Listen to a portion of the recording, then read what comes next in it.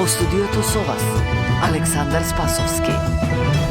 Добар ден, ви благодарам што сте со нас. Околу 50 лица се сомничат за долгогодишни проневери во системот за доделување на туѓа нега и инвалидски пензии во големата полициска акција која од утрово се спроведува во неколку градови низ Македонија.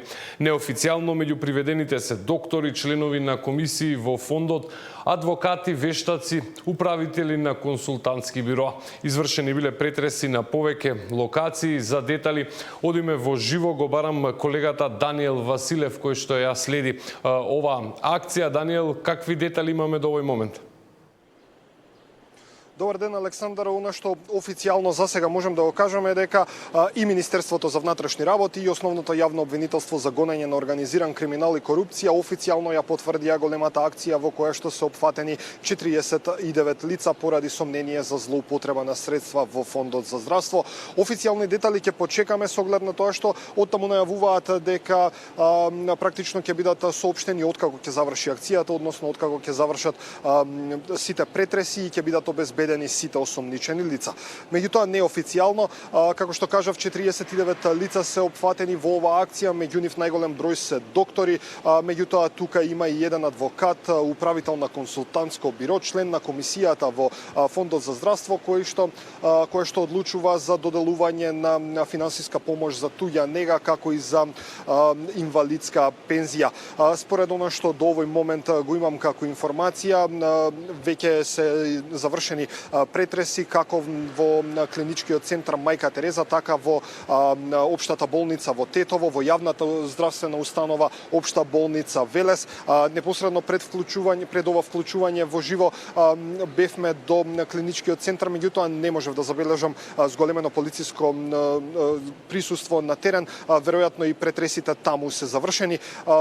Издадена е наредба да се извршат претреси на вкупно 21 локација, од кои што 15 се домашни адреси на лица кои што се опфатени во оваа истрага. Според неофицијалните информации кои што ги имам во овој момент, сите осомничени лица се сомничат за повеќе кривични дела, како што се злоупотреба на службена положба, злосторничко здружување, помагање, примање подкуп, давање подкуп, примање награда за противзаконско влијание и давање награда. Очекувањата, барем она што го дознаваме до овој момент, се дека од овие 49 лица 24 ќе бидат приведени, додека останатите ќе бидат изведени или во полициска станица или пред јавен обвинител. Александар, ова се засега сите детали кои што ги имам во овој момент. Како што кажав на самиот почеток, ќе почекаме за официјални детали за акцијата која што ја спроведува Бирото за јавна безбедност при Министерството за внатрешни работи. Секако сите детали ги најавувам за во следното информативно издание во 16. Даниел, само едно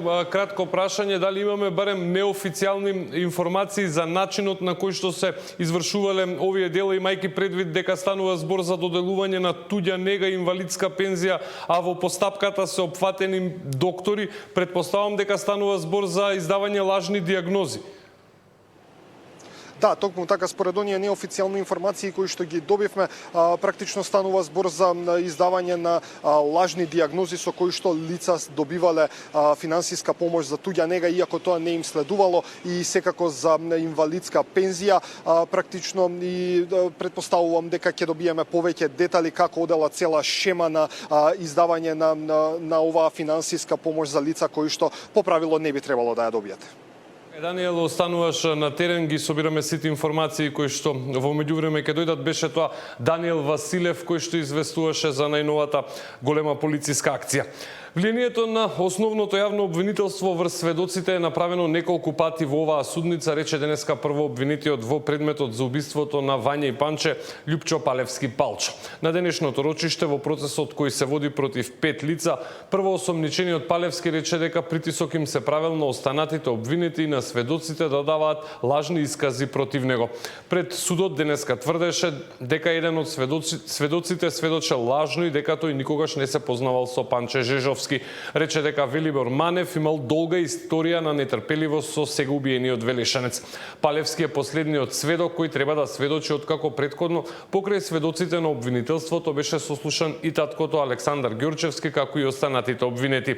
Неговата основна одбрана е дека обвиненијата се дел од обидите за негово дискредитирање поради неговите наводни активности против корупцијата и перењето пари во земјата, како и неговиот политички ангажман за организирање референдум за прашањето со Бугарија. Го следиме и денешното рочиште, детали ќе имаме во вестите во 16. Корупцијата е еден од клучните проблеми на македонското општество, а правосудниот систем, кој е бавен и под силни влијанија, често не може да одговори на очекувањата на граѓаните, поради што тие се разочарани, констатираше премиерот Мицкоски, кој утрово говореше на тркалезната маса за предизвиците и придобивките од планот за раст за Западен Балкан. Мицкоски рече дека најитни се реформите во правосудството, бидејќи ниту Европа не сака држави кои не се подготвени да се справат со проблемите со корупцијата. Корупцијата е системски проблем, не индивидуална девијација. Да бидеме отворени и искрени, корупцијата кај нас не е само појава. Таа е дел од начинот на функционирање на одредени делови од општеството. Таа е систем кој се штити сам себе. И ако сакаме во Европската Унија, ако сакаме раст, мора да го урнеме тој систем. Имаме наследени ситуации во кои граѓанинот се чувствува понижен, безпомошен, принуден да плати за да добие. Било тоа лекарска помош, правна заштита или некаква административна услуга. Таква држава не може да напредува. А уште позагрижувачки е што институциите кои треба да се борат против корупцијата, обвинителството и судството, често пати се неми, неефикасни или пак под политичко влијание. Реформите во правосудниот сектор се наитни. Без нив, сите други реформи се безвредни. Нема европско општество ако обвинителот бира по кого ќе отвори предмет, а по кого ќе премолчи. Судот носи пресуди по избор на политички центри, а не по устав и закон.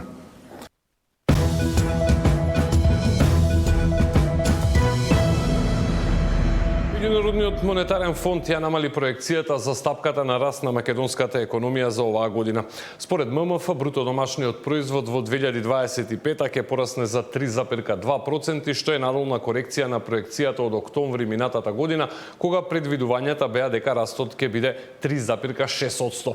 Во извештајот на фондот, со кој се прогнозираат пониски стапки на речиси сите економии во регионот, како причина се наведуваат зголемените царини и општата неизвестност која според ММФ ќе доведе до, како што велат, значително забавување на економскиот раст.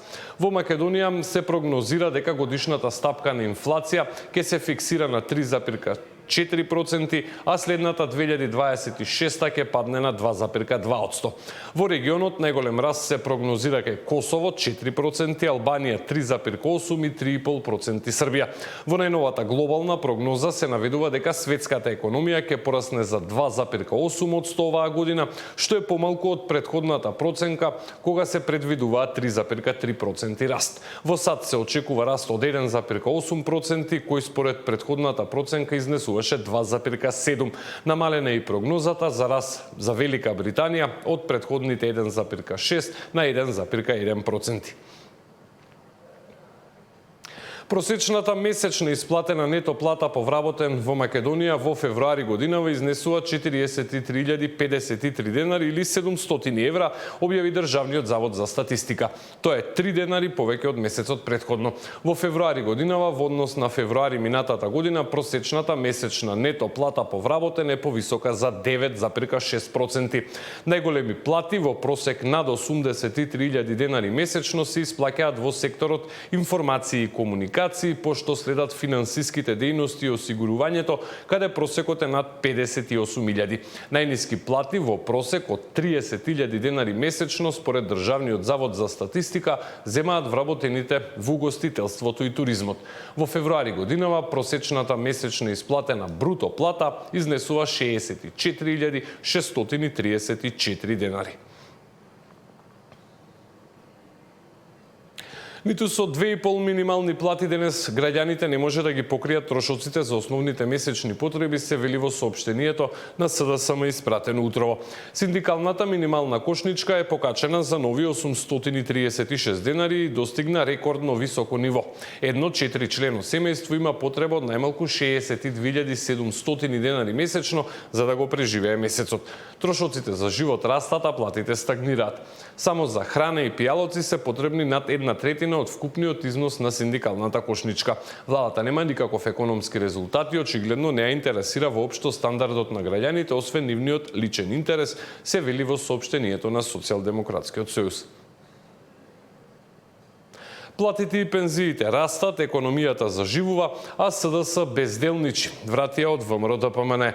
СДС може да пишува што сака, да дефокусира колку сака, но едно е сигурно. За само 10 месеци власт на ВМРО-ДПМН линеарно се зголемија пензиите за сите пензионери за 5.000 денари. Се постигне историски договор за раст на платите на вработени во јавното здравство, каде што освен на лекарите и медицинските сестри, значително се покачија платите на техничкиот персонал, кои СДС ги заборави во време на нивното 7-годишно владење. Зголемувањето на платите ќе продолжи и понатаму, така што до крајот на мандатот предвидено е да достигне и до 50%. Покачување на платите добија и сите вработени во образованието, кои исто така етапно ќе продолжат да се зголемуваат, при што до крајот на мандатот предвидено е нивните плати да се зголемат за 46%, се вели во соопштението на ВМРО-ДПМН. Владината коалиција е стабилна и функционира нормално, тврди владиниот потпредседател Изет Меджити. Според него единствен проблем во коалицијата е Таравари, кој мора да се одлучи дали ќе соработува со владата или со ДУИ, бидејќи според него двете работи не одат заедно. Значи, ние се гледаме, вчера имавме редовна седница, мнозинството е стабилно, сме посветени на реализација на програмата, проектите кои се во интерес на граѓаните. Нормално дека дебатираме, дискутираме и за политичката ситуација. Влен, значи, нема никакви дилеми, продолжува во таа насока зашто ги побара и тие 107.000 гласови како победничка опција во албанскиот кампус. Како што ветивме, донесовме промена, ротација, плурализам и демократија, значи, во албанскиот кампус. И ние стоиме цврстено по тој пат. Тука е проблемот до господинот Таравари и мислам дека ние одлучивме дека Влен ќе биде едно, значи ќе се топат сите политички партии во Влен, веќе тоа го барат гласачите наши. Второ, одлучивме дека и соработка со ДУИ и внатре во Влен не е можна и мислам дека и соработка со ДУИ и дел од владата, мислам дека нешто има не оди.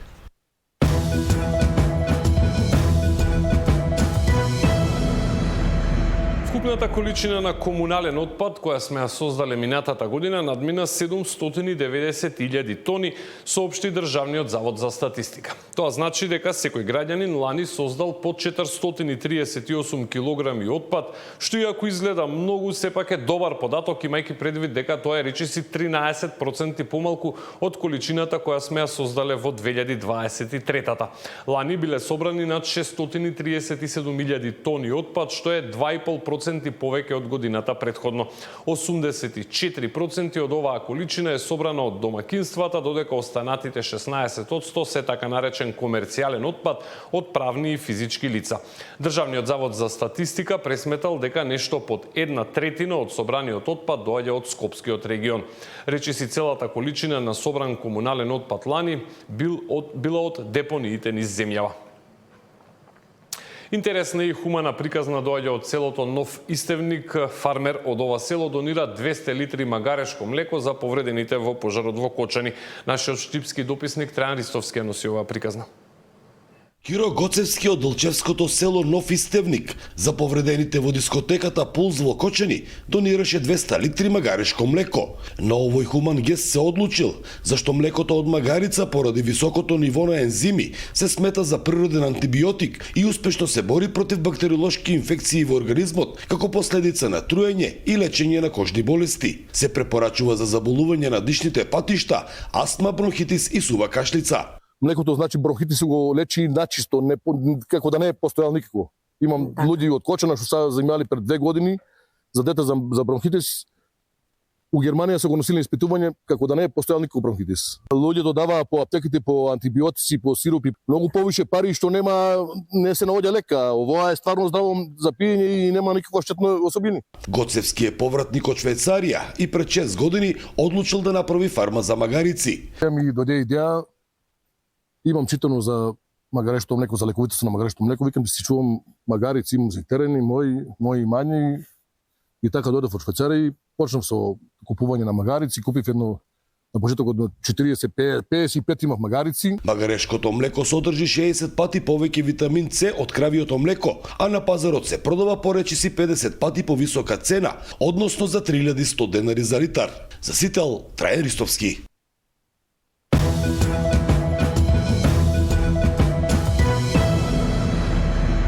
Од светот